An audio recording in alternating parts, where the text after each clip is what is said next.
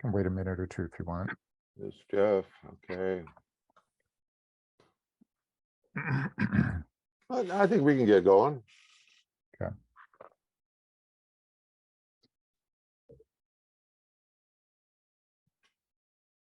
So, I will, voila. there we go. Woo-hoo, commencement day. That's the throwing the caps in the air or whatever. It's a short program, but you know. Why It's not? time, but on the other hand, it's time to take the ideas and put them into action. That's the whole point of today. Not that, you know, hopefully you've gotten new ideas. That's the whole idea of the Shift workshop, is to push you to look at the goals again, and what's stopping you from getting to them, and then try to take some new looks at that from the assessing the different parts of your business, and looking at where you might have gaps that you could fill, and to begin to look at new ways that you might be able to reach your goals by trying new things. That's really the whole thrust of this Shift workshop. And much of it, of course, in the 4 weeks is in a game of imagination. It's imagining what you can do differently. And then as Edna, in giving you a kind of a blow-by-blow description of what she did in her business, began to put it into play, began to try it out, and began to try it out with customers, and in that process begin to see what works and what doesn't work, and you begin to shift it again and again. So it's a constantly shifting process of taking the new idea and shaping it so that it really fits for what your customers, your marketplace is going to be receptive to. And it's that constant changing process that is what we're trying to teach you to do.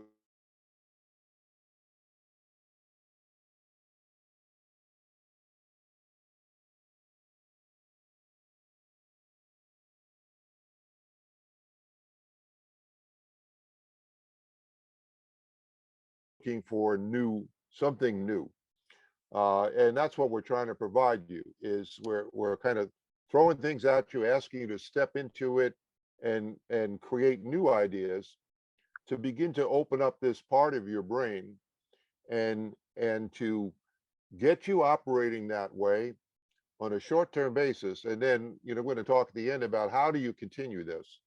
And so what I want to do now is just review the processes we've gone through in the last 4 weeks quickly, and then we're going to ask you to go back to I think probably one group. I don't know how many people we've got right now. It's a total of We have 10. So it's 6 so probably, far. yeah, it's probably, we'll just keep it into one group, because I think we've got enough time to hear from everyone, and and hear what your whole story is. Okay, what have you come up with as either a new product or a new project? And I want to emphasize that, and I said that in a note to some of you going around, because some of you do have a product. You don't necessarily need a new product, but there are elements of your business that need help.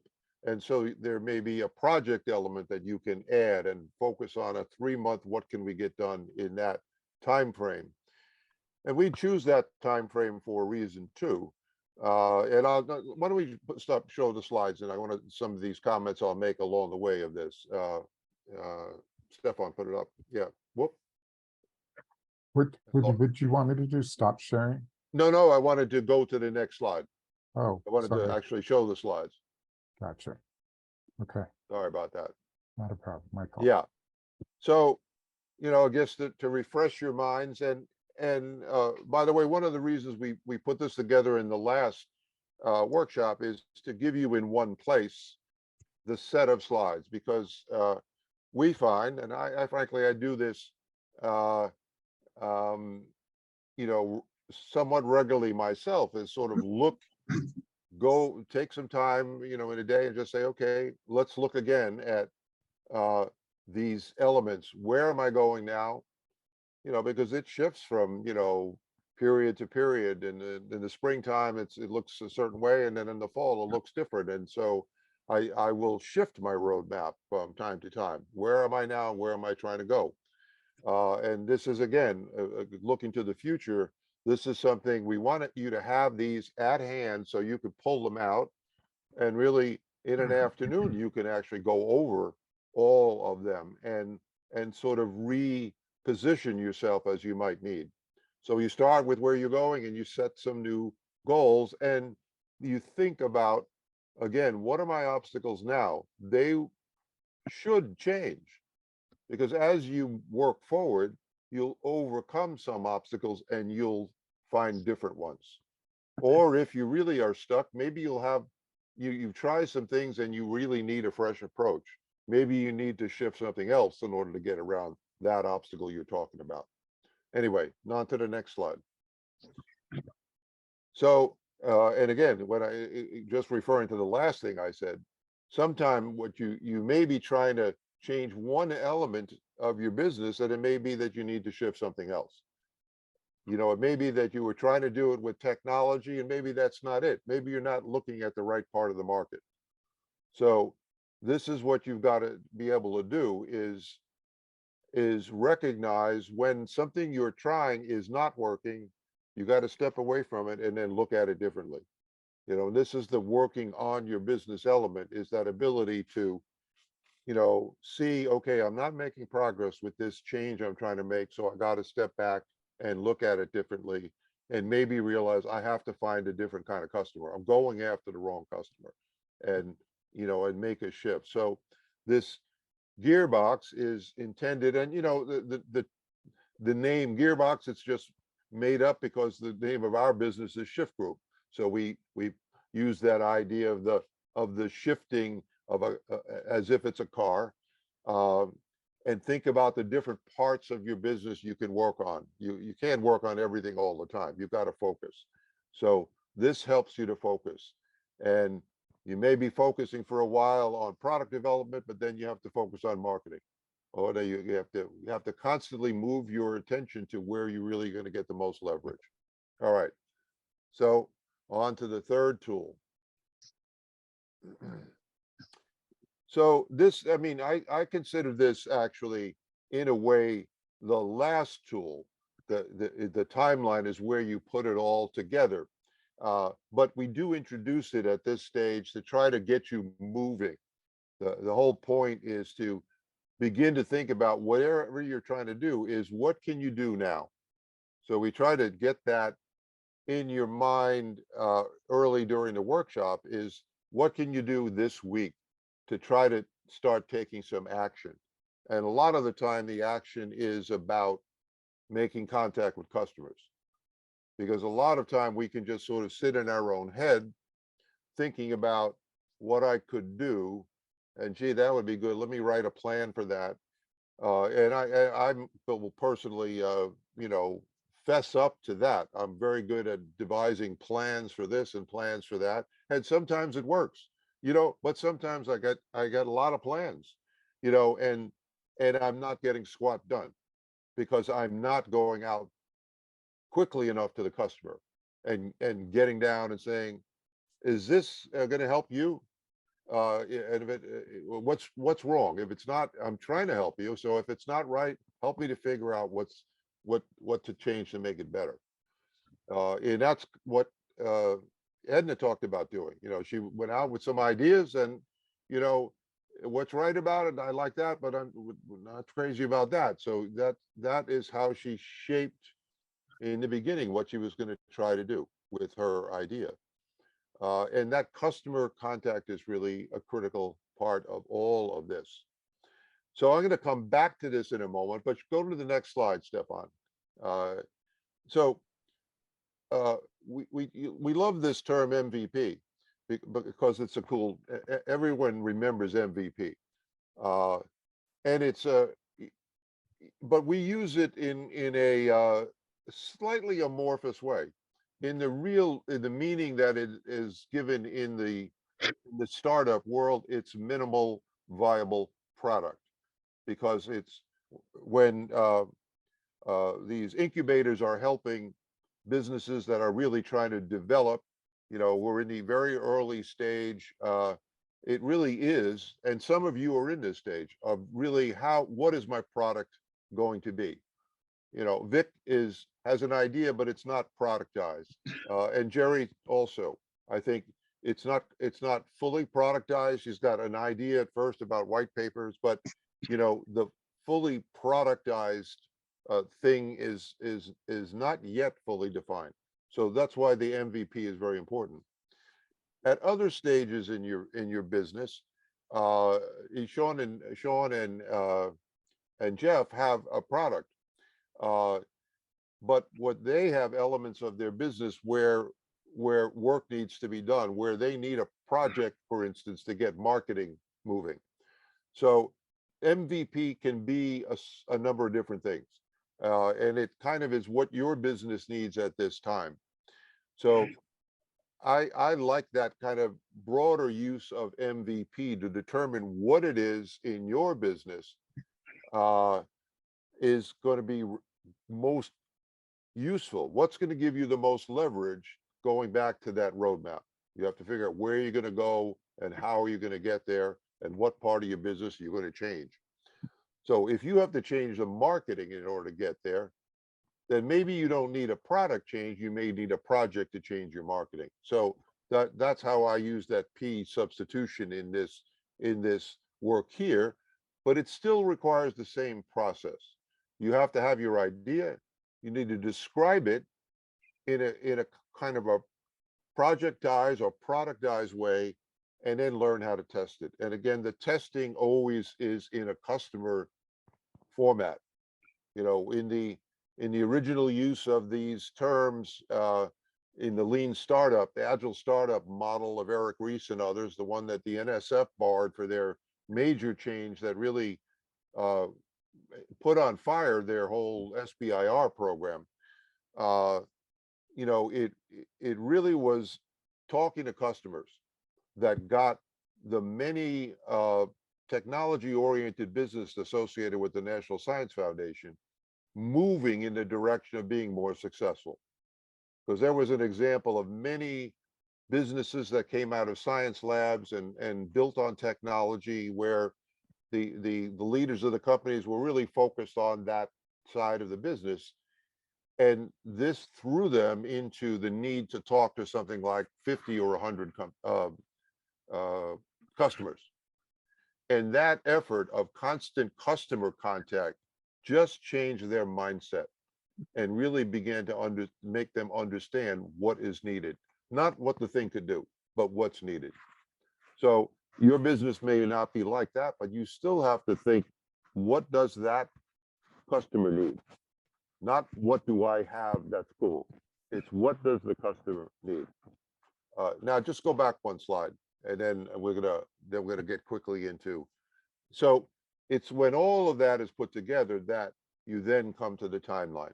When you really have that MVP, now you start to say, okay, we like the idea of a 3-month plan. That's why we say at the end of this workshop, we want you to have a 3-month plan. And that's what we hope you'll share with us when you go into the next few moments. What are you going to try to get done within 3 months? But we want you to know how you're going to get to it. What do you do now? And then how's that going to evolve over time, the next 3 weeks or a month? And what does the whole 3 months look like? And then you got to look at it. Okay, am I making the kind of progress that I want? Am I going to keep it going? Am I going to get to where I want to be in the year? And am I going to match against where my long-term vision is? That's what this process of change is all about. All right, I think that kind of, and then the last thing, let's look at the last one, which is this a question we've added in, but didn't spend a lot of time on in this workshop because it just didn't seem like the thing that was needed right now by the group. But it is a way of knowing how to add resources and when to add resources. So it is when you designed your plan, it's then take a look at it and see whether or not you could use more resources to do it better. Because this is a time when there are, for instance, government resources available, which is not always the case. There's more government money because of, various stimulus funds. The American Rescue Act is providing funds through the SBDCs or chambers of commerce. There is money available which can be in the form of grant money, which is free. A lot of times you can get low cost loans, but grant money can be free, and maybe in many places you can get up to $25,000. So, for many of you that might be a viable option. So we encourage you to at least think about it. And there are other sources of funds. I mentioned the SBIRs that came up in one of the groups. So that's an option too for people with technology businesses. So it always is worth considering whether you want to go out for outside funding, and certainly if you want to grow your business to some size, you have to do that. So this is a part that you want to have available for when you do your own looking at this in the future. All right, so that's a little bit of a abridged and detailed review of all the content we've given you. Now I'm going to turn it over to Stefan to take us into the group discussion process. Stefan? Thank you. Thanks, Tom. We're doing just for today, we're doing one group breakout session. It's not going to be a breakout. It's just coaching with you in the main room here.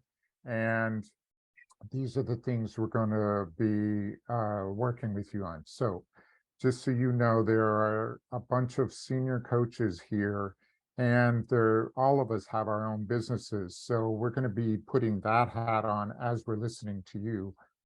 And we're going to give you, there's 6 people. We have 60 minutes. So that's 10 minutes apiece each. And I will be timing you guys, and I will be really vigilant about it. And I'll give you a 2-minute warning, like, okay, 8 minutes to go. And now we all love talking about our businesses. So what I want is 1 minute max of you explaining your MVP in this case. And then I want you to shut up. I want you to listen to the feedback. I want it to become a dialogue, not a monologue. And the people that are giving the feedback or asking questions, keep it short also, because we also like to keep going on. So, but I will be jumping in and moderating, or if people are going on and on, I will stop you. And if you go over 10 minutes, and I know that's not anybody in this room, but if you go over 10 minutes, that means that you're taking time away from somebody else. So that's why I'm going to be really vigilant about the time with everybody. Do you have any question? Because it's a really simple thing, I'm going to stop the screen share in a second. I'm going to stop it now. Any questions? And I will tell you who's going to go first. I'm going to pick on Charlie first. And 1 minute. So Charlie, I have my fancy dancy little timer here. I'm going to time you, and 1 minute or so, just, hey, what is your MVP?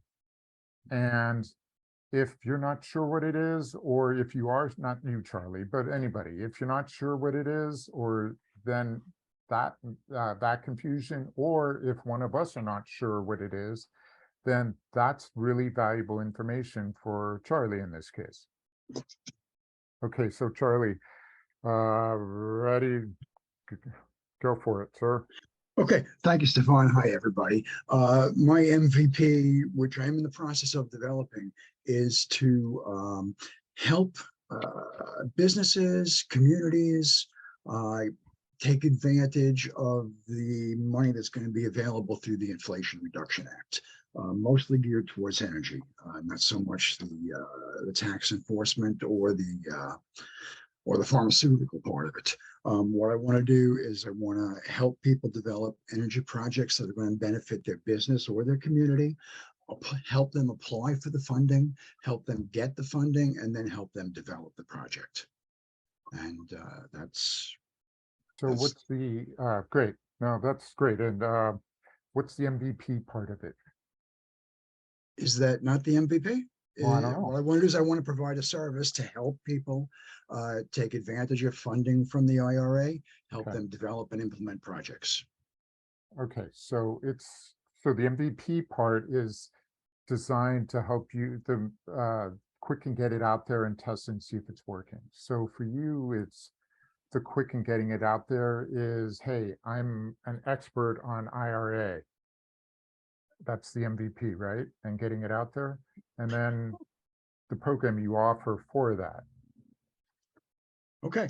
Am I understanding? I mean, well, that's a question, but it's also maybe a potential solution. I don't know.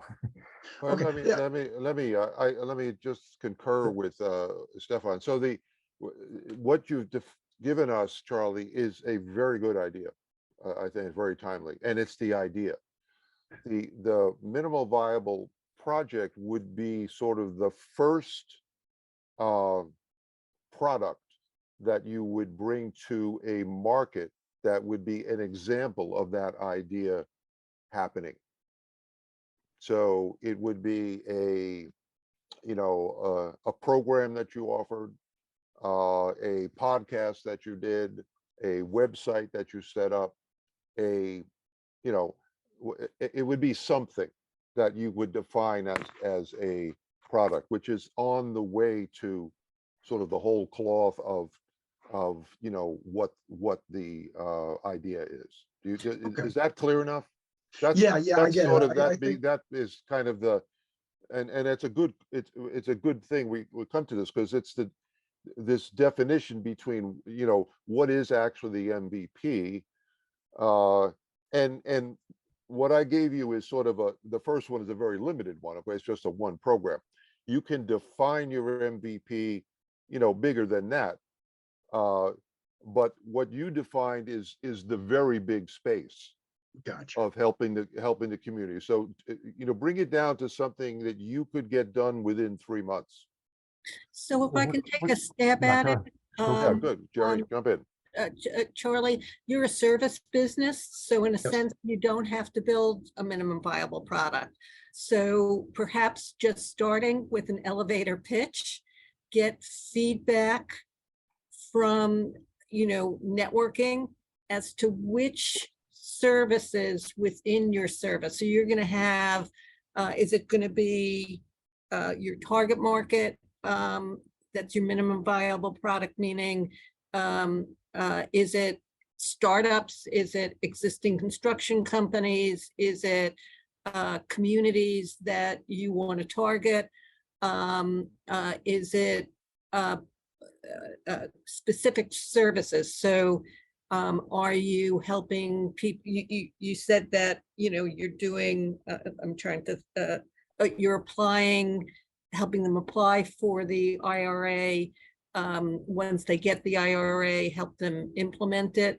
So your first service is applying for the IRA or identifying how to apply for the IRA, money from IRA. And then the second is how you apply, how you apply and building the, helping them create the proposal or whatever it is that their application for IRA money. Does That's that make great. sense? Yeah, that's great. I'm gonna recap what Jerry is saying. But I love what you're saying, Jerry. Thank you, Jerry. Yeah, so target market, right? Like who you're gonna go after first, what industry or whatever.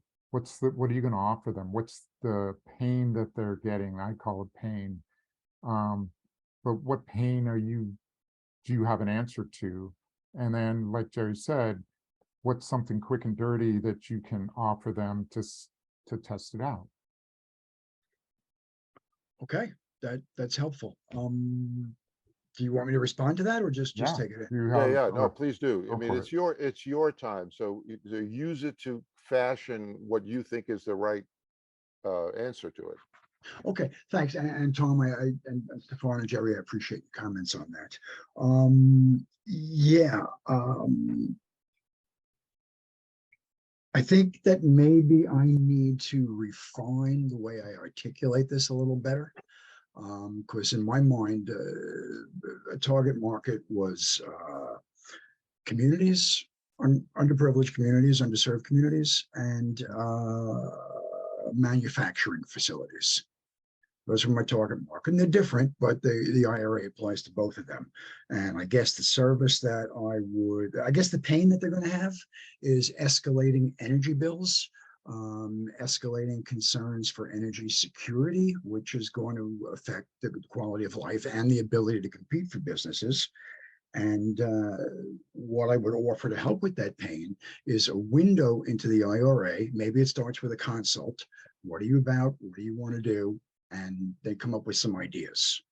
Is that, and based on that, if that's the initial offering, I'll consult with you. I'll give you some ideas. The follow-on for that would be to actually help them develop the projects, apply for the funding, get the funding, and implement the projects. Is that a better articulation? Yeah. That's good. Well, I have two, yeah, go two ahead. things that, I'm sorry, but just quickly, two things. One is I would love to see, Sean, you'll go in a second. Pick one of those two targets. I know manufacturing and people with minorities or whatever are both really major in the IRA, but pick one. And that's one thing. The other thing is, what is your solution and how long will it take? So, okay, if it's all about reducing your energy consumption, in 3 months, I can do blah, blah, blah with you or whatever it is. Right. Okay, Okay. Sean, I'm sorry. Go for it, sir. Oh, I just had a next question. I was curious what vehicle or what type of promotion he was planning on using to advertise what he does to these areas. Website, LinkedIn, my network, and probably a key focus on leaning on my network. I think that LinkedIn and my website would be to support Right. the networking. You got 2 minutes. 2 minutes. I thought 2 it was up to minutes. 6 minutes so far. I thought it was Well, over. other people have been talking. I mean, that's the, Yeah. but that's okay. Okay. Charlie, what are your roadblocks? My What do you envision? roadblocks. My roadblocks are basically time management and knowledge. I've done a pretty fairly deep dive into the IRA, and I need to go further. I know more about it than most people that I know in my network, but I still need to know more. So that's one roadblock, is the education. And the other thing is time management. I am working pretty heavily in helping offshore wind developers and battery installation developers with their interconnection process into the New York City and the Long Island transmission grids. And sometimes that's feast or famine, but lately it's been like drinking from a fire hose. So how can you help with, I'm going to just pick one. What would you tell me? What market would you go after? Would you go after manufacturers or would you go after minority businesses or? That's a decision I have to make. And the reason I spoke about both is because right now I have more connections into the manufacturing community than I do into the underserved community. Great, underserved. I'm going to pick one for you, and I'm interrupting you because we're almost out of time here. Okay. So time management, how are you going to get the underserved communities interested in what you do? You understand my question? Yeah, networking, making contacts, and making my what I do available on the website and through LinkedIn to back it up. But basically networking and meeting people. Okay. one idea for Charlie, what else he could do to get into underserved communities. It would be more or less, because I work with a lot of underserved communities, and Okay. I'm telling you, it's really political. So you don't know your politicians, you should. It's very important to have to know that, and that they'll be able to give you the information you need and all the data that you need as well. So I would Great. say that. I love it. The second thing I wanted to kind of wing into is Tom's idea about a podcast. I want to tell you, when I started my podcast, I didn't think that I was going to do so very well, but I am able. I've created a team of people that I can go to do what I need to do. I see this that what you're doing. Your project's going to be very big, so you're going to need other people to work with you to do some of the work that you need. The podcast will give you those people. Will connect you to those people. You will have gain information. You will get your expertise out there. I cannot tell you how amazing, even if you do it once a week. I do mine like once a week, but I cannot tell you how it really made my business really grow even more on another side of it. So keep that in mind when you're kind of doing this, because this is something new and you want to be expert in that area. Okay, I know that's a great So idea. And I'm gonna, Thank you. Charlie, we're way over with Yeah, you, no, but- I want to add a comment at the end, which is just in terms of your comfort level and your expertise, since you're also going into a new content area, I would recommend that you focus on manufacturing. Not that it's more important, but it's just what you know better. Yeah. Because there's a lot of other things you don't know, and you want to make progress on this. So pick Agreed. something that you know, and then from that you can go to the other later, once you get your content organized. So that's just that may be something you do in phase one, and then the other you can do in phase two. All right, that's Right. it. Okay. So that's Thank you. really key. So pick the market that you're most familiar with, and Tom's right, you're more in manufacturing, so focus on that one. But I'd like to know, not now, but think about it, and in 3 weeks, what do you want to accomplish towards your MVP? Yeah. Okay, you. thanks for being the first one in the hot seat. Thank you, everybody, for the feedback. I appreciate it. Sure. Let's go with Sean or Jeff.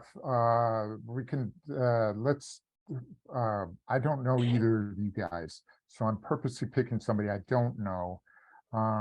So who I'm wants good to go. first? Okay, Sean, go for it, sir. All right. So we have an MVP, our app, our initial app, but we are building towards our next MVP, which is a product for building owners and managers. We are well into development of it, and we've started to really think on our focus is what we need next and how we're going to prepare for it. What we're doing now, we're working on marketing, and we're really working on the two options we have in marketing, how we're going to build our workforce, and how we're going to bring in our customers. And we're starting on a small scale just with the state. And then the next thing we're doing is we're working on our standard operating procedures, building the processes that are going to help make our product more scalable. What steps need to be taken with each customer and how we build up that Sean, I'm database gonna stop for you that now. customer. You see that, right? All right. Yep. So, I'm done anyways. okay, good. Well, good. So, of those two, and I'm going to stop after this, I would like you for the MVP, because there's two parts to it. You got the app and then the operating procedures for the app. Pick one. Which one is more important? I would say right now it's definitely our operating procedures is what we need to focus on. Okay. And explain, okay, I mean, fine. So, questions that you guys might have. about the operating procedures. What's an MVP for the operating procedures for Sean to launch? Can I ask a question, Sean? Yes, sir.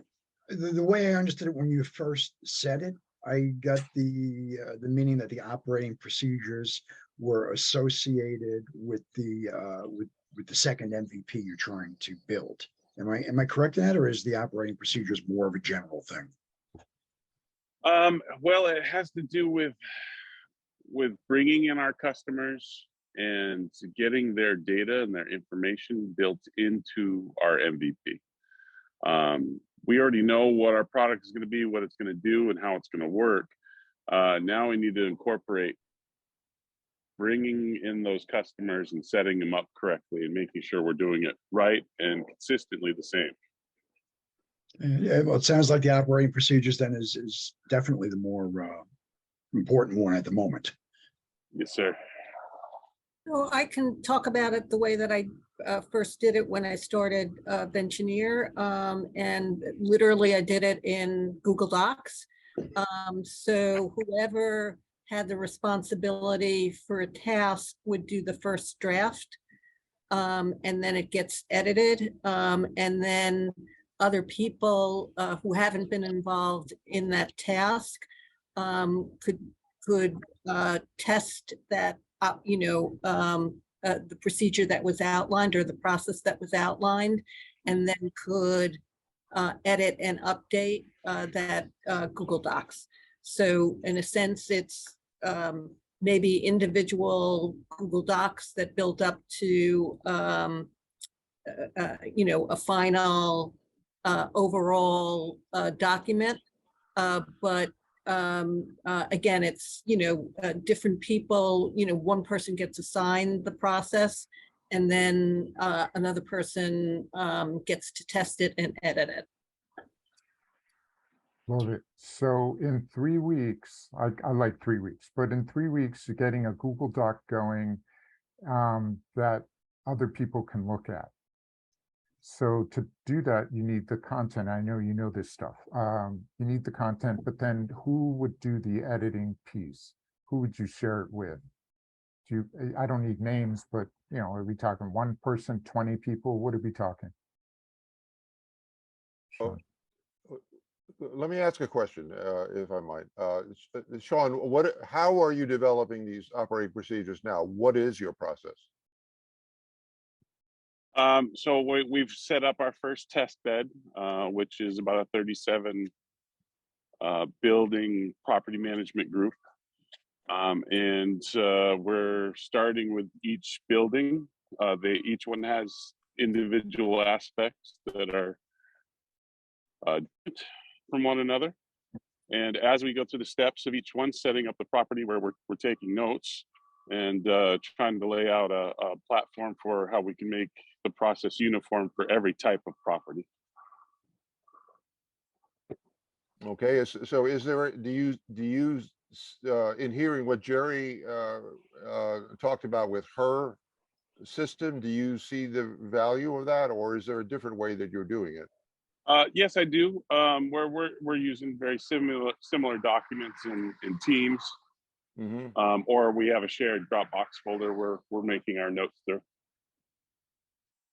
Okay, so when you see this as this sort of operating procedures as a minimal viable product, how do you define it? I mean, do you have a time frame for completing this? Well, we in the next 3 months for certain. We want to release our first product in about 5 months, our first SaaS product, and we need to be prepared.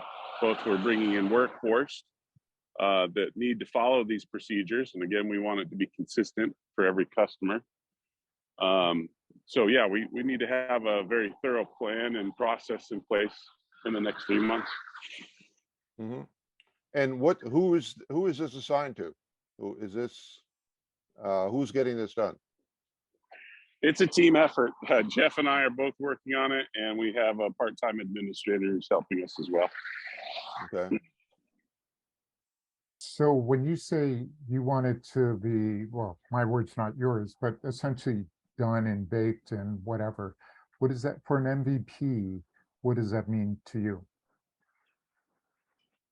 Um, thoroughly prepared to start testing and using it, so that we can tweak it and make changes as necessary and how it fits our customers and ourselves. Mhm, mhm, mhm. Okay, so in 3 months, you're gonna have that buttoned up. So, so you're gonna start it, Jeff's gonna work on it, and you're gonna work between the two of you with your team, or how are you gonna manage the getting it out to the world thing? We already have a core customer base that we're testing it with, Mhm, and also, I brought up the two aspects. Our marketing is the other MVP we're working on, which we have two aspects with that: building our workforce and building our customer base.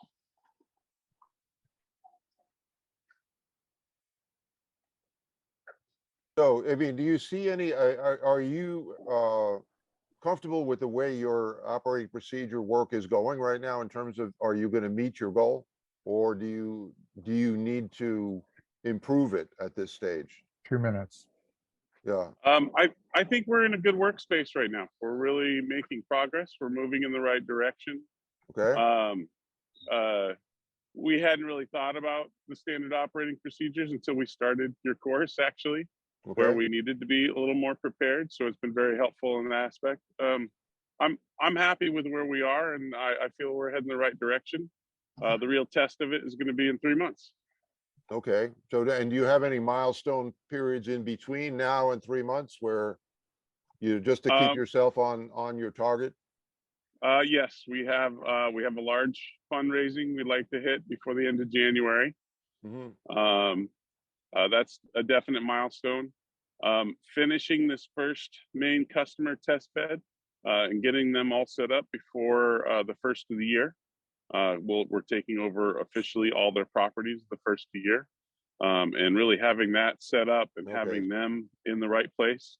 Those are two of our biggest milestones we have for the That's a next. big milestone, yeah, 3 months. taking over that, and so, Yeah. that's an important one. Yeah. And then just to speak for a moment about marketing, when do you see that coming into the scope when you can operate on that? Is that after the first of the year, shortly after? Yes.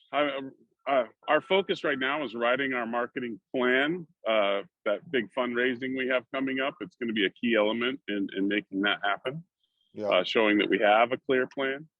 okay. And then actually executing it after we release our first product, which will be, we're looking at about 4 or 5 months from now, and being able to take it to the next level and see it grow. All right. So Sean, are you appropriate for IRA money? I'm not sure. We are looking into the military funding and everything that was mentioned a couple weeks ago. Yeah, The problem is we have so much time tied up in everything else we're doing. We need to bring on some additional employees to help us vet and properly submit applications for that kind of money. yeah, I do think the military funding through one of the federal SBIR projects, it seems like there's got to be a way to, I took a quick look, and at the top level, you don't see it, but there's so many facilities, under Oh, military yeah. control, whether you're looking at Department of Defense or Department of Health, it's ridiculous. So there's got to be a way in. You're just going to need to, find some knowledgeable person to help you get there. Exactly. That's We already something. have some military facilities mapped, and we went through a vetting process just to make that happen. But it was just small, and it was a test item, but it's a good showpiece to help us get in with military, what we That can is do good. for them. Yeah, that is good, because once you're in, then it's easier to move, and finding some expert that could pave the way for that, I think would be very helpful. You know, I'm not that expert, but you know, finding someone who can really. All right. Oops. I don't know what happened here. Oh. All right. Okay, so next Thank you, guys. is, yeah, Thanks, Sean. Thanks, Sean. We're gonna go with Jerry, then Rose, and then Vic, and then assuming we have time with Jeff. So Jerry, Rose, Vic, Jeff. Jerry, you're up. So I'm focused on Money Matters, diverse funding for diverse founders, with the concept being that if women and minorities knew all of their financing options, they would raise money faster and at a lower cost. And I've sort of devised a ladder from MVP to multiple products. My MVP is thought leadership for a large corporation that wants to build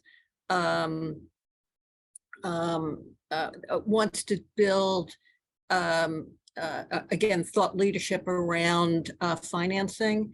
And I've already had to rethink this. So I thought that one of my partners, where we were working on a concept for a big box retailer, would want to do it. And that big box retailer is now sort of ghosting her. So they had expressed interest in doing something around financing, but Okay, so I'm gonna stop you. yeah. Okay, MVP. What is a box company, a large company? No, the MVP is the thought leadership. So it's probably it could be articles, it could be a podcast, it could be a white paper, Gotcha. but all on why we need, you know, to know all of our financing options. So now I'm working on a concept for a bank. Because I want to stretch you, and maybe this is too much of a stretch, and I'll shut up after this and Yeah. hear what other people say.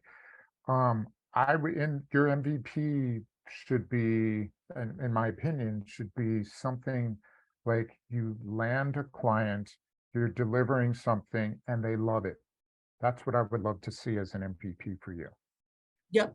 And that's what I'm working on. So who is that client? I thought it was going to be a big box retailer. It's not. So my next one is I'm pitching a bank. Right. Okay. So so in 3 months you'll have a bank landed and you'll be delivering. That's awfully optimistic. It's optimistic, but at the same time, the MVP's got to tell you, yep, this is what people want, this is what they're willing to pay, and this is what I have to deliver, and it works. That's Yeah. what I So love yeah, to my see. only point is that they work excruciatingly slow. Okay, so then maybe they're not the right MVP for you or a customer for you. I'll shut up now. What do you guys think? Well, I mean, I'm looking at the MVP at a slightly different level, let me say, which is one way to look at it is you're looking at the customer as the bank that's going to pay for it. I'm looking at it also from the customer perspective that you're looking at the diverse founders as the customer. So from that perspective, I'm asking the question, what's the best product? And after the conversation we had last week about the white papers, I had a thought, and actually Edna and I had a conversation. I'll just share my thought. I did not think that white papers would work that well with the population of diverse founders. Now I've read your work, and I think it's very good, but I'm not sure it's necessarily going to work for that group, which may not want to take the time to read the sort of fortune-oriented writing, but that a podcast might be very effective. that was my impression, just my take of it. And, you know, my sense was Edna agreed with that. So now that, again, this is looking at the MVP at the level of the eventual customer, not the one who's paying the bill, but it's the eventual customer. If you're trying to reach that customer, which you know, in our experience in trying to reach that customer ourselves and trying to, for instance, get them interested in loans, is they're a little askance about that too. So not really wanting to borrow. So there's a lot of influence that has to be put in to try to get them open to the idea of looking at financing. So there's quite a bit of education to be done, and the question is how to get to them. And again, I think, and I'm going to want to invite Edna into the for her view too, that something that is a podcast that you would operate and bring in other people to speak about their experience, I think would reach people better. And there's something about video that I think gets people's attention at this stage, and maybe this particular market, but in this era, I would encourage you to at least to do a good look at that, because I think it could get you in, and it might open you up with certain you know, certain funding groups that are looking for this kind of stuff. Yep. Edna, what do you think? I opened up. Vic's trying to raise his hand too. I don't know, but No, Edna, go ahead and I'll add afterwards. Edna? I really do think that a podcast would do you well. And don't be afraid to say people of color. Looking, you know, when you start to look for, you know, speakers, don't be afraid to say that.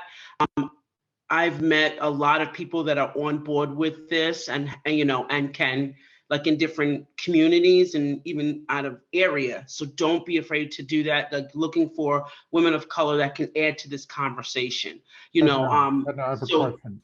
If you're white, is that okay to say? no, Because that's don't not what say, I'm I'm saying. white, That's I'm not not what going I'm to do saying. that. What? No, I understand what No. Edna's saying is I'm looking for No, yeah, speakers I'm not that saying that. I'm just are saying, that are representative. So Yeah. yes, I totally agree, and I have some Yeah. of them. So okay. yeah.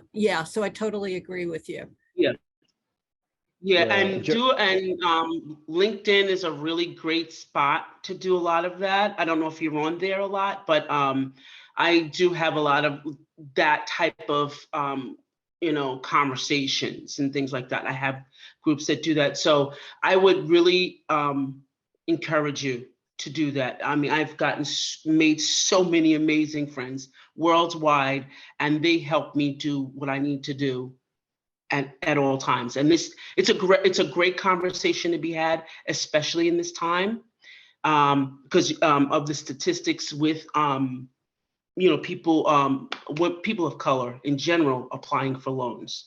The PPP loans, we got maybe 3% of that, you know, just recently. And then now all this other money that's coming down, every company in the world is really trying to encourage entrepreneurs, business owners. So they have those loans out there. And I would recommend you checking out urbanawarenessusa.org. Now they're a company that kind of pulls together all of the grants and loans for anyone. But they basically work around those of color. So I would recommend you looking into that. And then they send you out a loan or a grant opportunity every week. So I would implore you to do that as well.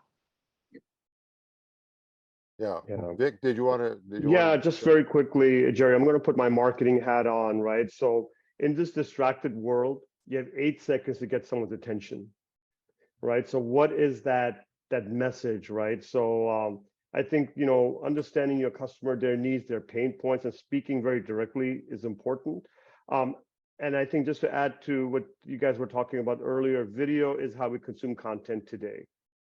So, you know, you go around, like I was in New York just last week, and I was in the subway, and either people were playing games on their device or they were watching a video. So, that's the time when you can get them and have something that you can offer that's compelling would be a way to kind of engage. Yeah. Good. 8 seconds or less. 8 seconds or less. And it's getting less and less It is. every day because I heard we're 7 seconds overwhelmed yesterday. with content. I heard YouTube, if you can't do it in less than 10 seconds on YouTube, I'm like, 10 seconds? What the hell? Okay, so, and Vic, you don't know this, but Jerry is a marketing person, so she Oh. totally, Well, I totally agree with you. then I'm this number. speaking to the, Totally to the agree. converted. Yeah. okay. Anything else for Jerry? So, I mean, does this make sense to you, Jerry? I mean, Yeah, you're totally. nodding your head, so, Yeah, yeah, totally. yeah. Very Uh, helpful, very Yeah, helpful. and there's an organization, I'm not remembering the name of it, but I encountered it by looking through winners of Kaufman Foundation award, which you certainly know them. And they are operating in New York City, and they're it's like the big idea or something like it's not, that's not the name of it, it's something like that. I'll dig it out and send it to you because they're focused on helping disadvantaged groups Oh, do you build mean think businesses, big or start small, think big? something like that. Yeah, Yeah. you know them Yeah. already. Yeah, okay. Because I'm going to say they would be a great group to either work together with or target in some way. And do you know them well? No, not well, but I can dig through my email addresses and find somebody to reach out to. Yeah, because I mean it's kind of a made in heaven connection, I think. Yeah, because totally that agree. would be if you start developing, they probably have some people who could join your podcast, and if you could somehow become featured there, I mean, And it's reaching Yeah, right to the I've written community. about people, so and she wasn't in my class. I'm not sure if she was in Sandra's or Derek's, but Jessica Spalding. I'll be doing a second article on her. She's Harlem Chocolate Factory, Ah, and she's a great story. yeah. Yeah, that's the thing is you can use your network in different ways to sort of create this particular thing. Yeah. There's a lot of, yeah, got a good reach, of course. Yeah, and I But- can reach out through, like, I know that some of the CDFIs, I can reach out through them, Right. or LinkedIn. I'm very active on LinkedIn. Yeah. And I mean, I love, there's a see, I see what Ed is doing, she brought in a woman who was a participant in our workshop and to be part of a finance session. And, it's just, I love the idea of being a podcast host, and then you bring in other people and you're the one that's running the show. You're bringing all this expert content and people to admire that other people could say, hey, why don't I learn more about that? And then you're becoming, it's all sticking to you. Mhm. That is really, I think that's a great move for you. I would position you as the expert. We got to move on. Yeah, Um, okay. Well, good Rose, luck. you are up next. Okay, so my MVP is pretty much me recognizing what customers are really coming in and asking for and what their needs are. In probably the past recent month or so, we've just been getting more vehicles that need more specialty type services. So trying to be able to offer those effectively and being able to charge appropriately for them, and just trying to understand my value to try and, increase the numbers, the volume of sales. It's one of those things with detailing. It's service oriented, and it's about making the customer happy, and when they've got certain situations with their vehicles, and just trying to help them resolve it. We've had a couple of instances where we knocked it out of the park, and other instances where we're doing this work and it's still not resolving the issue 100%. So I guess it's just better recognizing what we can and can't do, and recognizing, what kind of value I can add to that as far as monetizing it and, making the customer happy. I'm doing this only because I'm gonna ask you to stop. And guys, what do you think her MVP is? I know it's around detailing, you sell cars, used cars, blah, blah, blah. What can she do for whom, and what is the pain she's solving?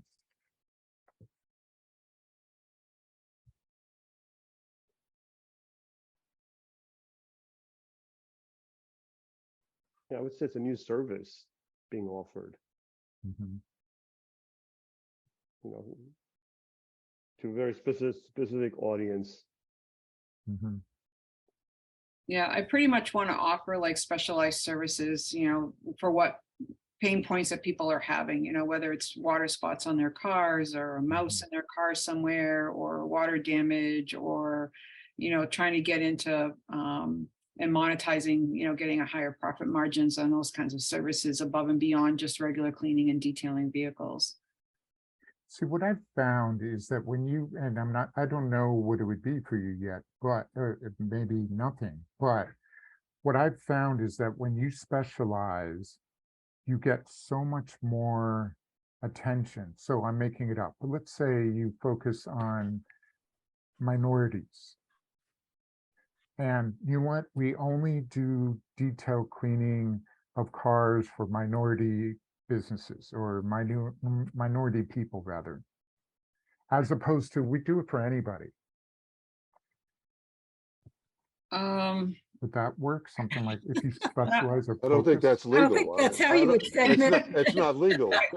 yeah, yeah, for And me, maybe it's a niche audience.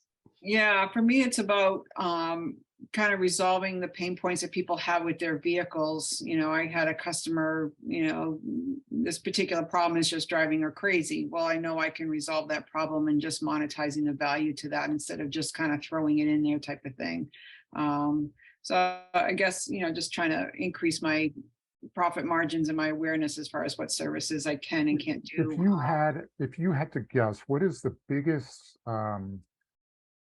issue that dirty cars have? What is the biggest thing? Is it coffee spills? Is it, dogs' hair all over the place? What is the biggest issue? Yeah, pet hair is huge. And we do have a process where we can really clean out the vehicles really well. If they've got the pet hair in there, vacuuming a car today doesn't really do much. You really need other equipment and other, more powerful equipment to, try and get all, clean it well, clean it so that it looks good, at the end of the day and not just okay. So is cleaning pet hair require new equipment, or now I can do that with the equipment I have or for a lesser price? I upgraded the equipment and a little bit of the process going back about 5 years ago, and it's been working really, really well. So with pet hair, it's just additional time. It's just we have the equipment, but it's the effort that we got to put into it to get it to be satisfactory. So Rose, in a different way than Stefan talked about it, I would think about the different personas of your customers. And you might know it, it could be car enthusiasts, but it could be, women who have children, young children, put an avatar to the, or not just an avatar, but a couple of word explanation as to who that target market is, and it'll help you focus on them when you're marketing to understand the benefits to that target market. I So like that. I'm Good guessing idea. for cleaning the car, it's, yes, car enthusiasts would definitely care about that, but so too would a woman who has young children.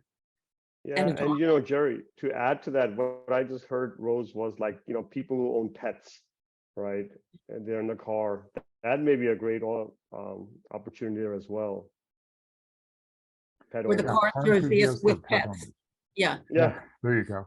But see, narrowing it down, now this only works with, in my experience, this only works when you have a lot of competition. You don't have a lot of competition. So it may not make sense for you to narrow the market yet. But But in terms of describing it, it would. So it would, to be okay. able to have, you do a lot of, I think you said social media advertising, is to be able to frame an ad to car enthusiasts with a pet. Gotcha. That's a real pain point that you can't clean out dog hair. There you Yeah, go. that's And that's listen where to it makes Jerry, sense. not me. She knows his stuff. I think that's a great Would opportunity you, right there, Rose. would you use, Rose, would you use your clients, do they send you the reviews or videos or things like that? Would you use that? Could you use that? Yeah, our app allows us to take pictures, and then we're actually compiling the pictures now for content to put it out on social media, you know, kind of like either before and after, or being able to offer those specialized services. So my next 3 months is really just trying to understand Yeah. social media and how it works and how it will work well for me. Yeah. I'm coming up into my slow season where I've just been so busy all year, and I just moved into my new office this week. So Mhm. it's been a bit of a hectic year, just trying to focus on trying to refine things with the business. Okay. Yeah, you know, because I've been like a go-to person, you know, when people have issues with their cars, they call me and, you know, I give them whatever advice. And you know, sometimes it's a matter of sending them a referral to somebody else type of thing. So at least it's flattering to me that they're, you know, reaching out to me and asking me, you know, the questions. Cool. Yeah, I would definitely use your reviews, your you know, if someone is giving you a video, I would definitely use that in your marketing as opposed to like a lot of choppy words, because I was thinking when you were talking, are you targeting antique cars? What type of cars? You know, what do you know, that is a consideration as well, because I know a lot of people that kind of like work with that. And now that I don't know where you are, I'm sorry. But now that the racetrack, 2 minutes. oh, she's in New Hampshire. Okay. I'm in Riverhead. Now at the racetrack is like a big thing. I think, you know, just like kind of targeting those type of things would probably be good too as well. So I was just thinking that, but I thought you were out here. Sorry. No, I'm in New Hampshire. Our target market is pretty much 50-50 men and women, people who drive cars. You know, as far as you mentioned the car enthusiasts, a lot of car enthusiasts like to do their own detailing. So I'm looking to expanding to kind of doing a mini store with products that we like to use to help guide people who do want to take care of their own cars and still capitalize on it. And the minivans, I try and stay away from those. Well, I'm You going to know- step in and say, what is your MVP? Is it to understand social media and how it will apply to you? Yeah, I guess I could probably narrow it down to, or focus in on that, because, you know, between listening to customers, you know, seeing what other services we've been able to offer recently and kind of fine tuning that into, you know, something that's sustainable. Because at some point I'm probably going to need to hire another person to handle that kind of work, you know, that I can lean on. I'm going to need a pretty versatile employee. You know, can clean and detail a car and also take it apart and put it back together again. So your MVP is going to be what? right now at the moment, I'm just been doing more observation and then just using my app or customizing my app to track what's going on between tracking time, parts, materials, and that type of thing to make sure, you know, that we're able to communicate with the customer effectively about, you know, as the process goes along, what we're finding, you know, keeping the customers informed. So I'm pretty much trying it on a So one. I'm going to interrupt you. Yeah. And guys, what do you think? What should her MVP be? You guys know her business well enough at this point. What should her MVP be? In 3 months, Rose can hang her hat on X because she tested it and it seems to be working, or she's adjusted or whatever. What should it be?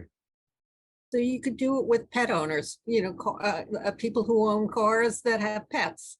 And it doesn't have to be a car enthusiast. It just is anybody with a pet that sheds. Anybody else? That's good. I concur. I think that's the opportunity, and you build your marketing plan around that to see if that, if people pull on that. What about used car dealerships that want to sell previously owned vehicles and need to get them There you really go. cleaned? That's interesting. Or even private people who want to sell their cars and get them cleaned. Yeah, we actually do a fair amount of that already, but not with dealers, but with private people wanting to sell their vehicles Yeah. or leases that they're turning in and whatnot. The To dealers might be a your, good way to to go. your store, but Charlie's saying to other people's used cars, businesses. You do that already? No, I try and stay away from that actually because of profit margins. I work really hard and I get very little at the end of the day Got it. because they're not giving me the best of them. I'd rather clean and detail a car that comes in and sees me every 6 months than to try and resurrect something that died a long time ago. Okay. Well said.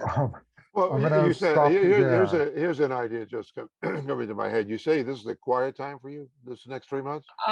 Yeah, probably beginning like mid-December, mid to late December, and then it's still, What, I mean, have you ever done a Christmas thing where you try to get new businesses coming in, or pick one of these markets that Jerry talked about, women with children or pet owners, and do a kind of a special to try to grab some Christmas business, because I mean a detailing is a serious Christmas gift, because yeah, it's we sell a Yeah, lot of that's gift kinda cool. certificates at Christmas time.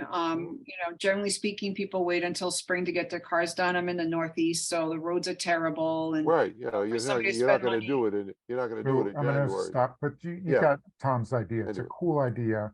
And gift certificates around this or something around this, but you have a bunch of ideas. We got to move on to Vic in a second, but Yeah, thank yeah. you for being Good.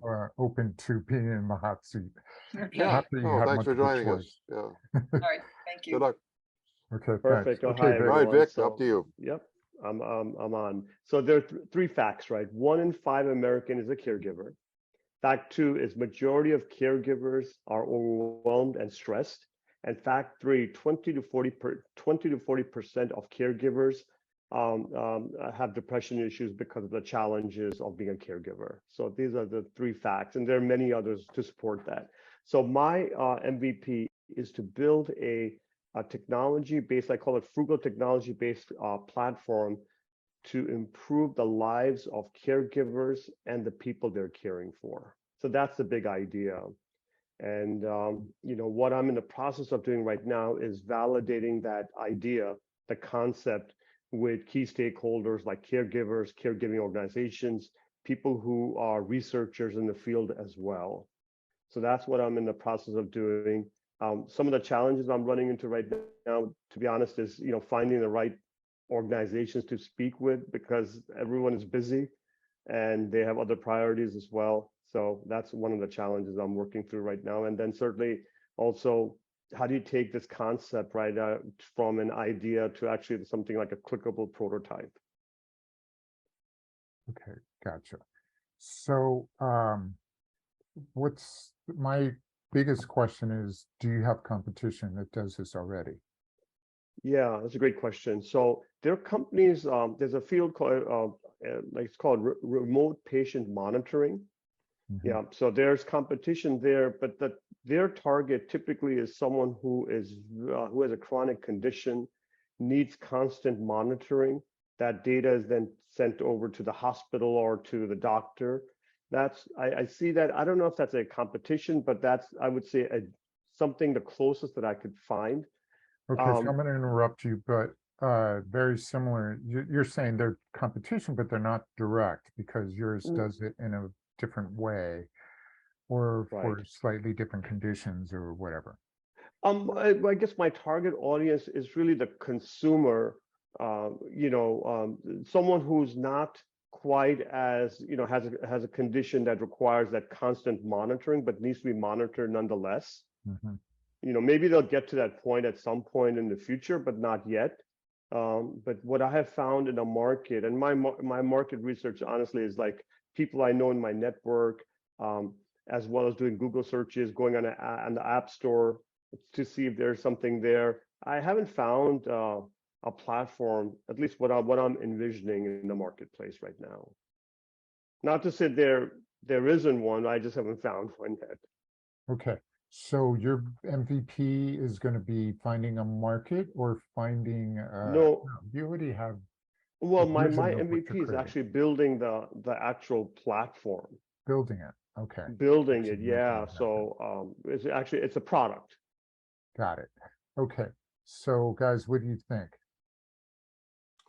So I Yeah. think, Go ahead, Jerry. yeah, so I think CareTech is a growth industry with a growing interest among venture capitalists. One caveat that I'll say is those venture capitalists frequently are female venture capitalists, and they have an interest in funding female founders. So this may be reverse bias, but just so that you're aware of it, I do think that this is, a ripe market, and having a prototype would really help you. Vic, do you Thank have you, Jerry, for that co-founders? feedback. Yeah. Do you have co-founders, Vic? Well, my wife is definitely a Hello. co-founder, and it's like, my older daughter has a disability, and she's the vision behind this. So That's her name perfect. is Mira, M-I-R-A, and the platform we've come up with is called Mira Care, M-I-R-A-K-A-R-E. So So telling that story is really important. You need to hook people because that's your in. Is that you're a caregiver and understand that experience firsthand, and that should almost open it. That's huge. Yeah. yes. So Thank you, Jerry. what I would like to see you do, Vic, is to define it more. Okay, so you defined the problem, and you've defined a sort of, just by saying a platform, that's very, very vague. Yeah. So to define a product, you have to be very specific. For obviously, eventually, you have to get the product to do it. But what you need to be able to do is to be precise in defining what the platform or product is actually going to deliver to the caregiver. So Right. that is what I would recommend you do in the next several months. Is Yeah, get really clear about what data, what information, what assistance is going to be given, and how is the person going to consume that information. Mhm. So Because it's, in the several times talking about it here, I have to use my own imagination too, yeah. and we all, I think, are getting maybe a different idea about how this is happening. That's not, you need to go through the effort to clarify that, so that you can talk to customers and say, this is what I want to do, and is this going to be useful to you, for number one. And then you talk to the venture capitalists and others and say, are you interested, if I'm able to do this, are you interested in funding me, etc.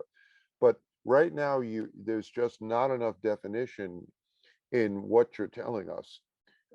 So I would recommend you really spend time digging deep into what it will be, and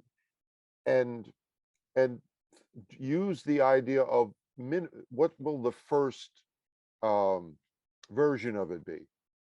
So it maybe not the full on with all the bells and whistles, but what is the first product that you're going to introduce going to give to them? It's going to be, it's going to be the several of the vital signs that you mentioned last time. Is there going to be sort of some other access to information that's going to help them in, in some other psychological way? I don't know. These are the things that we've talked about when we've been I addressing like your what you're issue. saying, Tom. I want to I'm gonna hear stop from Vic. What is the MVP around what Tom is saying? What is that Yeah. little, I don't know, little, but that product or that device or that service going to be that addresses what Tom is saying? Is No, that spot on? it's spot on, right? So what I'm doing right now is speaking with stakeholders. I have my own ideas what that product should be. So I'm using a platform called AHA, which allows you to kind of build your product requirements, product features, product requirements, your roadmap. So I have a proof of concept, a minimal viable product, and future releases. That's kind of how I've segmented the three. And so, for each one of them, what is a proof of concept? What do I need to be able to do to deliver that? And yeah, so I've started on that, Tom. Well, I'm going to ask you to do it backwards. So, I don't know backwards, Okay. but Yeah. what is the MVP? Before you start building, because I'm a former developer, so I understand that you can build up the wazoo, but if nobody wants it, it's just going to sit on the shelf. So what is that MVP that people want that you can build? What are the features?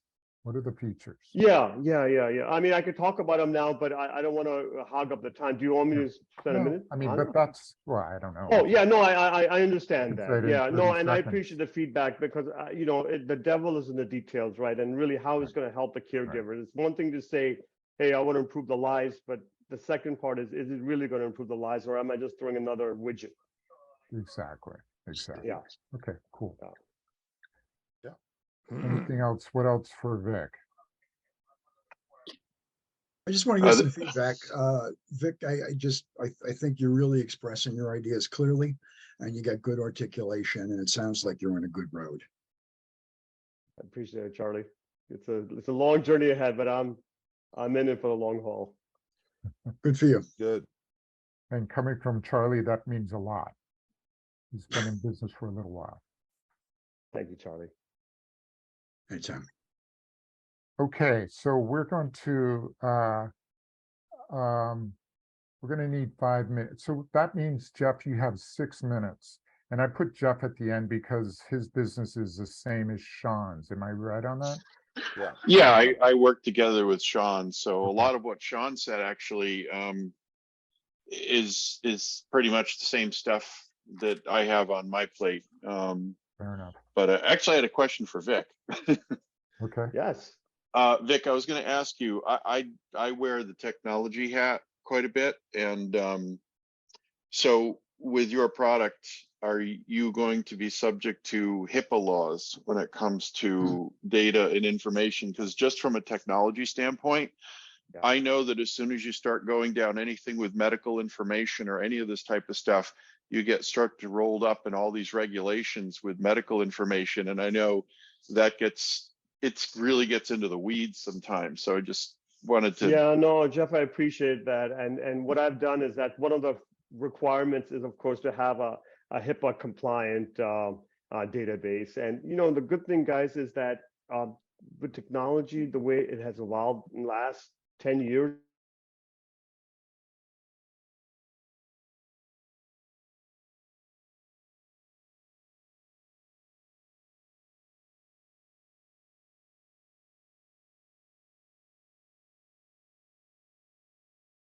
I wanted to ask that because I know that always adds a whole new dimension of what I call the pain in the ass factor when developing Yeah. technology. So yeah. So Jeff, since you're the I think tech for my guy, proof of concept, it won't be a HIPAA compliant database, but I would say, for the minimal viable product to launch in the marketplace, of course, that has to be built into the platform. right, you don't need it for your MVP. You just need it for when you roll a product out. So. Roll it out. Yeah. so Now, I on have a that question note, for everyone. Is the MVP rolling out the product or service, or is that one step before? it can be. It depends It can on be, your okay. product or service. It can be like a quick and dirty, launch of your product to make sure that you're barking up the right tree. Okay. Jeff, I'm gonna flip it back over to you. You're the Sure. tech guy. You're the tech guy. What's the MVP got to be for your business from a tech standpoint? Well, the MVP is a constantly evolving product. As we roll it out, we get customer feedback. I hear back from Sean. We're constantly upgrading. We're actually right now working on some tremendous improvements to the product that come from learning of what Sean's done in the field. Mhm. I think the biggest thing that I'm focused on right now, Sean mentioned the standard operating procedures, the SOPs, and I'm working on that. And one of the biggest things about this product and why the SOPs are so important is because our product is based on putting information into a database and relating all of these different pieces of data, which aren't currently related in the world right now, but we're going to connect them together. And so the SOPs are basically to make sure the data going in is good data, not garbage data, because It's almost garbage like data is that's worthless. their secret sauce. Yeah. Oh, yeah. That really, that's a lot of it right there. Is, you know, Interesting. you have all this information out there that's analog. Now we're going to put it together in a digital way and be able to connect it together and tell a story and create a business model that currently doesn't exist and address many points of pain in the industry. So Yeah. it's very Yeah, exciting to definitely. be working on it. Yeah, it sounds like it. Okay, so so the SOP, as you call it, is your MVP? No, the MVP is the actual, it's the actual platform, which Platform, includes yeah. an app and a backend database. So if you think of it this way, the MVP is an app that's driven by an entire backend database and architecture that drives the app. That's about taking information, ingesting it, connecting it in unique ways that have not been done before, Okay, cool. digitally at That's least. cool and all. How are you going to test it though? How are you going to make sure that you're not building something, how are you going to make sure you're building something people want? Oh, that's Sean's question. Because Well, from a tech no, standpoint, in all seriousness, in much of the businesses and people that we've talked to, they look at what we've built and they go, wow, this solves so many points of pain from me. How much is this going to cost? And if it's less than what I'm paying in legal fees to deal with this, sign me up.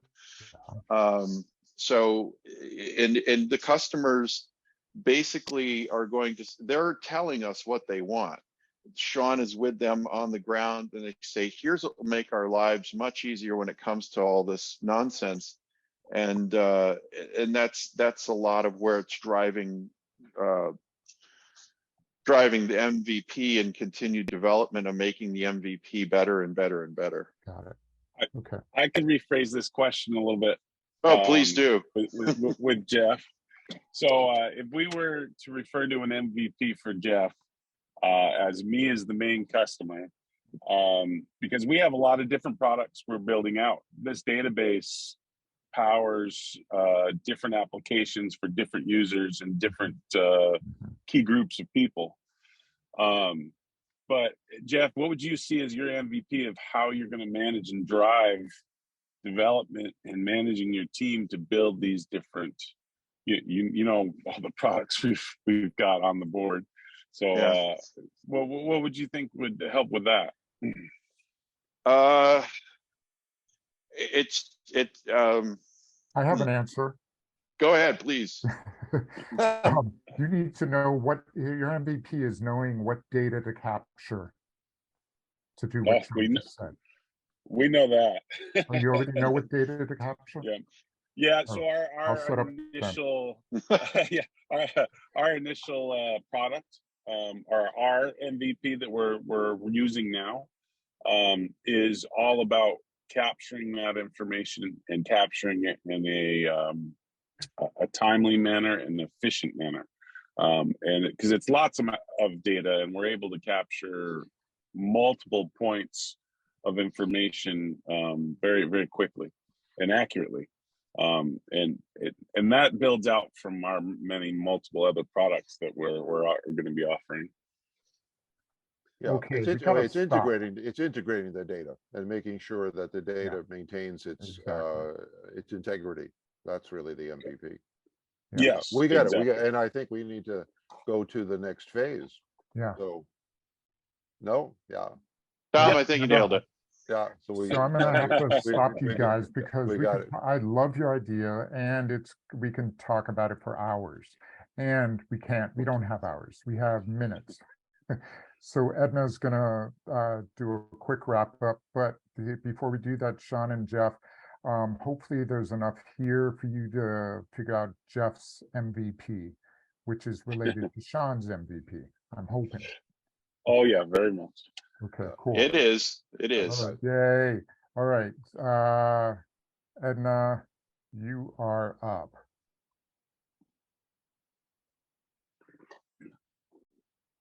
All right. We've done some really amazing work, and even on the last wrap up, we're actually getting more information, which is really good. And everyone's going to be looking forward to doing some more work. So I don't want you to stop doing what you're doing. You know, keep at it, keep changing it, keep modifying it if you have to. And I want to get rid of those words. I'll say keep pivoting so that you can get to the right focus, so you can keep it going. The most important thing that when I was involved in the workshop, I always just kept working on it and pivoting and making it sharper and sharper and sharper. So all of the feedback that we received today is really, really important. So we have to continue to do that. You know, we'll have a reach out phase that we're going to reach out to you and see how you're doing. We also have a Facebook community that you can kind of share what's going on, which will be in an email to you once you receive your certificate. So you'll have that, and then just be able to talk to any of us, you know, and any of the ideas, we'll share all of that with you. And that's really the most important thing, to keep this going, because I really have my book. And I use this, I literally have it stapled in here, the roadmap. So whenever I get stuck, I share it. I go again, okay, now what do I have to do? And I write it out. So, you know, continue to do that. Whenever you get stuck somewhere, use this roadmap again and again. You know, okay, what can I do to break this down, to make the steps for me to move? You know, because that's what you really want to do, is you want to move, you know. So if it's something so grand that you can't do anything for a week or two, then it's a problem. That means I'm not doing something I need to do, because everything that we're going through right now is all about moving, making steps. And sometimes we don't want to make big, you know, small steps, because we see the big picture, but it's important to make those small steps so we can get there. It's really, really important. And I know for me, it was really, really important. I don't think I would be where I was, where I am now, actually, and doing so many presentations to people if I didn't take those small steps. So keep at it, keep working. We're around, so make sure that you can reach out to us, whatever it is. If we said something that kind of sparked you and you're getting a lazy day or whatever, make sure you just reach out to us, and we're available by email, even by phone. So make sure that you reach out, you know, don't lose the momentum, you know. So I want to thank you for the feedback that you get. Now what we're going to do is we're going to, Tom, I'm sorry, Stefan, I need to take over the screen for a minute. Yeah. How do we do that? Do I stop? I don't know. You stop sharing. You stop sharing. Oh, really? I have the slide. Yeah, you stop sharing. Just stop there. Okay. Yeah. And start it up again? Okay. Oh. So, sorry. Yeah, no, I'm good. So what I'm going to do right now, everyone, is I'm going to, in the chat box, I'm going to send you a survey, because I'd love to for you all to just like do this if you can.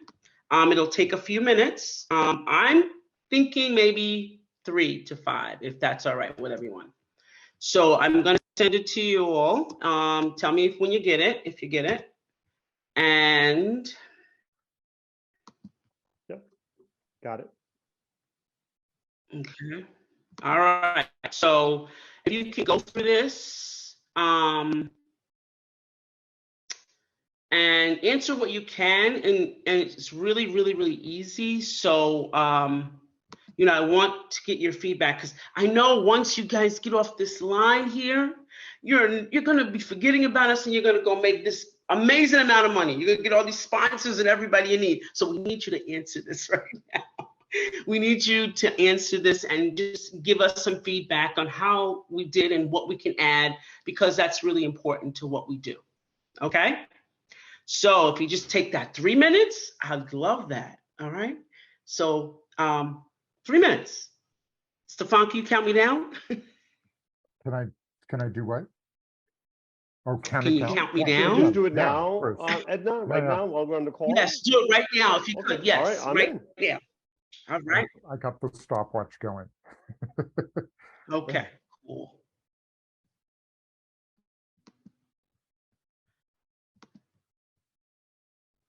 I'll give them I'll give it after 2.5 minutes, I'll say 30 seconds.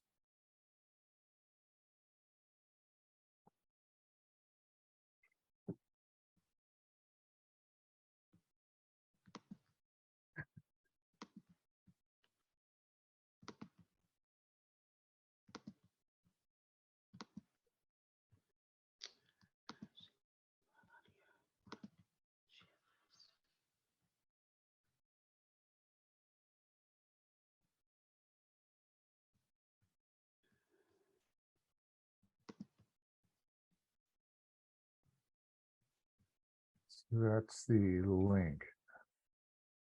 I know you have. I know that's the link. Yep. Cool. Vic must be finished. Huh? Almost, Okay. almost. The pressure's on. I filled one out too, just so I could see how long it took. It was quick. Yeah, the pressure's it. on. That's, Don't let me get. no, but it's definitely a better way to do it than the Yeah. way we've done it previously, because Yeah. you know The it- pressure you is know, on, guys. Come on, the come on. pressure's on. Tom, it's that distracted world we live in, right? That's the reality. You So told me I earlier just- 8 I just seconds, right? You submitted. told me 8 seconds. You told me 8 seconds to get the attention, right? That's So it. I'm giving you 3. So I'll just comment to you, Vic. I will connect you with a guy named JC Ruffalo Okay. at Octane. I don't know how Octane's program works. I mean, it's mostly set up for companies or people in Orange County, but Yeah. I will see if they will include you. I mean, I'm the founder of the thing, so I'm hoping they will give you some little grace, grace appreciate that, as a friend, Tom. Thank as you a so friend of much. mine. But I can't guarantee it. Or but even some advice, I'm right? hop- Hey, I'm that's always hoping that they appreciated. will they will, because I can't imagine they can't just do it all on Zoom. Yeah. Uh,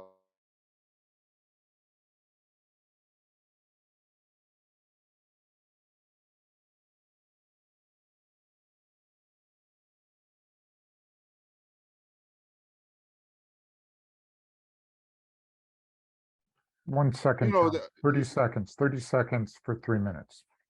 On Yeah. your turn. Oh, Go I'm ahead. done. Yeah, that's it. All right. I'll just, I don't want to take more time. Thank you, Tom. No, I just submitted. And Tom, I'd say, look, if there was some interest and it made sense, a flight is so easy these days. 3 Well, minutes. thank you all. Thank you all. Time is up. Time is up. And thanks for Raise putting your the pencils. Huh? Raise your What'd you say? pencils. All right, good. Well, listen, And we it's been, thank it's, you all. This is really a great, this is really great. And again, we can be reached.